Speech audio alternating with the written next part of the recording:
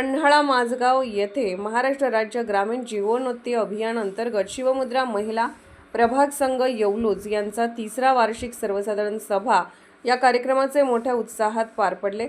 या कार्यक्रमाचे अध्यक्षस्थानी शिवमुद्रा संघाच्या अध्यक्ष अश्विनी श्रीधर चिले तसेच सचिव वासंती रमेश माने व जयश्री सुरेश पाटील कोषाध्यक्ष तसेच जिल्हा परिषद सदस्य माननीय पूजा दिलीप पाटील तसेच पंचायत समिती सदस्य शोभाताई सुरेश पाटील आणि माननीय वैशाली शशिकांत आडनाईक तसेच जिल्हा अभियान व्यवस्थापक दयानंद पाटील सर, करवीर जिल्हा व्यवस्थापक उपजीविका विभागाचे व्यवस्थापक लाड सर आणि पन्हाळा तालुका व्यवस्थापक मुजावर सर या कार्यक्रमासाठी उपस्थित होते।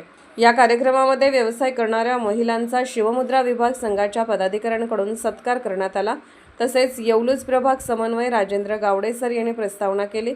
यामध्ये प्रभाग संघावर व गटांच्यावर आलेला निधी कशा पद्धतीने वापरला जातो याची माहिती गावडे सर यांनी चांगल्या पद्धतीने महिलांना दिली। यामध्ये सुनंदा शिंदे मॅडम यांनी मनोगत व्यक्त केले तसेच जिल्हा परिषद सदस्य पूजा पाटील मॅडम यांनी मनोगत व्यक्त केले। तसेच माझगाव गावच्या लोकनियुक्त सरपंच पूजा सुतार मॅडम तसेच माजी डेप्युटी सरपंच पूजा चौगले मॅडम याही कार्यक्रमासाठी उपस्थित होत्या।